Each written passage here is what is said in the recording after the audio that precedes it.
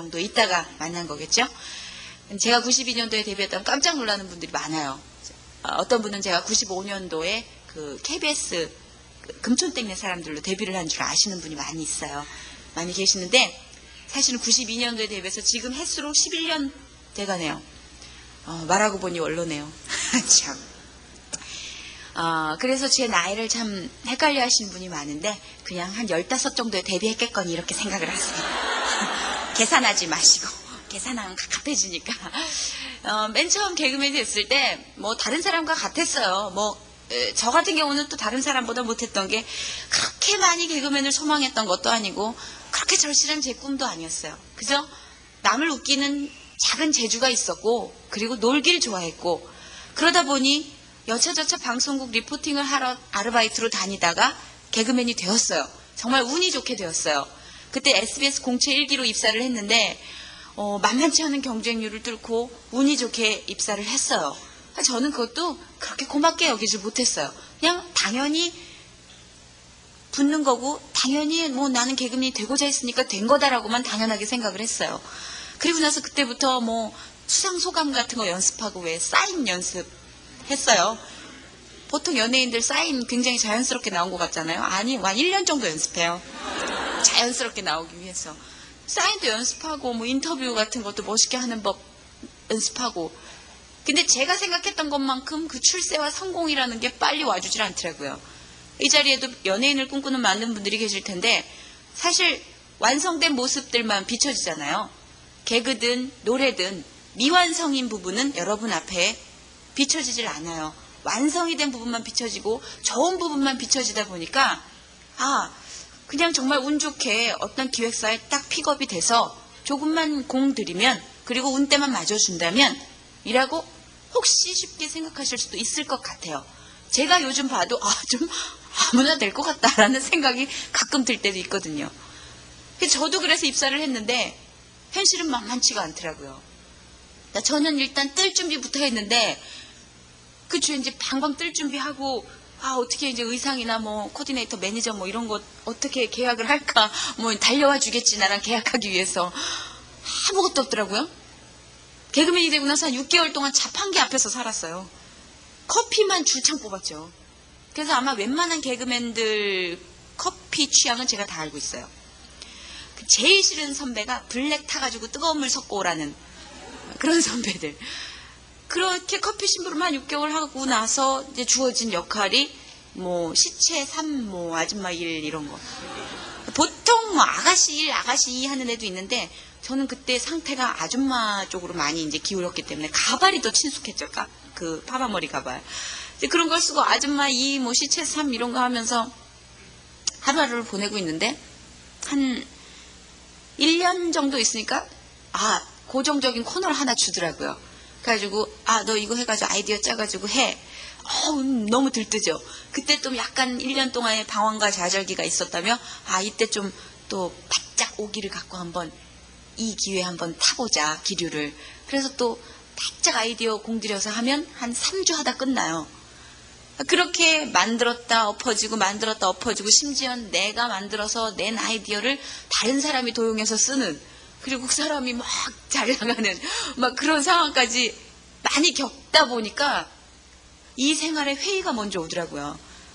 이게 별로 진심이 통하지 않는 생활, 그 사회구나. 그 집단이구나.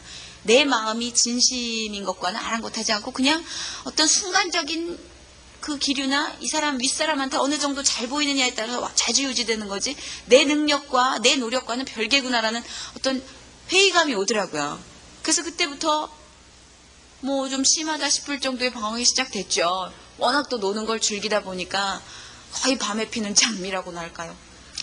아주 뭐 밤만 되면 올빼미처럼 뛰어나가서 어찌나 즐겁게 빨빨거리고 돌아다니며 유흥을 즐겼던지 요즘도 가끔 그 업소 웨이터들이 전화 옵디다.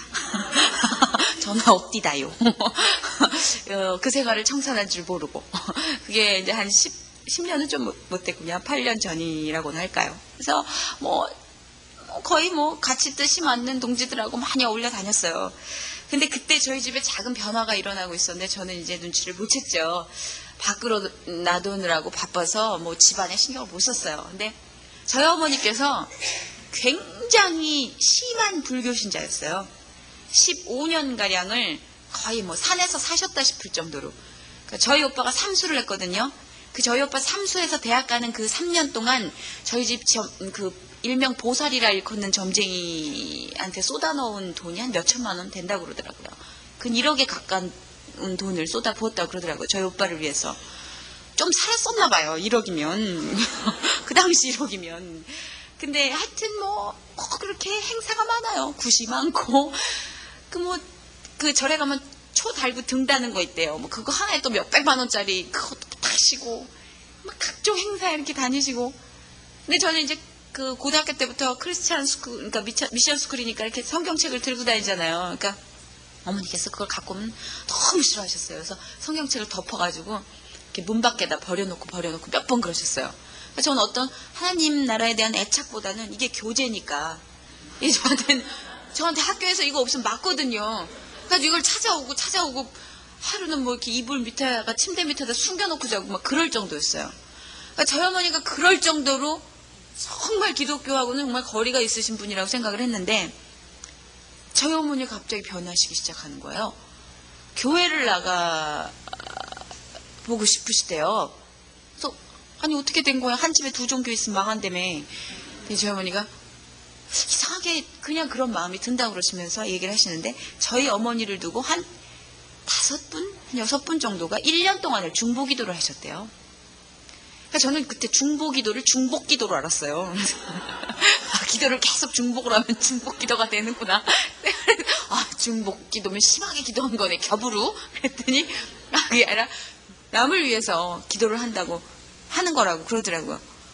그때 당시 저도 미션 스쿨이었고 저도 그냥 급하면 하나님 아버지 제가 죄를 져서 그런가 봐요. 죄송해요라고 말은 했지만 남을 위해서 굳이 그렇게 기도를 해주냐. 고맙긴 하다만 그렇게 땀을 흘리면서 울면서 남을 위해서 기도를 해준다는 게 참 어찌 보면 좀 모순이다라고 생각을 했을 정도로 감사를 몰랐어요. 그런데 그분들의 기도가 하늘 문을 두드린 거죠. 1년 후에 저희 어머니를 변화시키기 시작했어요. 첫 번째 하나님이 직접 역사하셨어요. 저희 어머니 꿈속으로. 어떤 분이 이렇게 나타나시더래요. 그러더니 머리도 길고 스타일 좋으신 분이 나타나셔서 성경책을 이렇게 주고 가시더래요. 저희 어머니 그 정수리에 손을 이렇게 얹으시고 성경책을 주시고 가셨대요.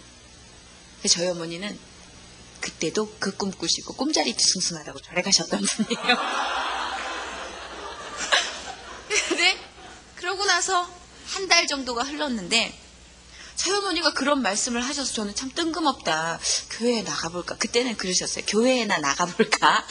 아이, 그래. 좀 거기 나가서 좀 마음을 다잡아볼까? 이도저도 좀 갑갑하고 그런데 이렇게 넋두리처럼 하셨던 거라서 저도 이제 신경을 안 쓰고 웬일이야 이렇게 생각했는데 한 달 정도가 흐르고 저는 계속 방탕한 생활과 함께 앞일에 대한 불확실함과 주변에서 나를 무시하는 것 같아. 나를 알아보는 사람이 열에 하나야. 이러면서 막 방황을 하고 있었죠. 근데 저희 아버님께서 어느 날 저희 어머니를 끌고 교회를 나가셨대요. 어느 날 집에 와보니까 제 동생이 그래요. 어디 교회? 이 앞에 상가에 4층에 있는 교회가 있는데 거기 광명교회인가? 거기 가셨어. 어머 웬일이야. 그리고 찾으러 털레털레 갔어요. 주일날. 그랬더니 어머니 아버지께서 이렇게 손을 꼭 잡고 예배를 드리고 찬송을 부르고 계시는 거예요. 그래서 참 놀랬지만 보기 좋았어요. 왜냐면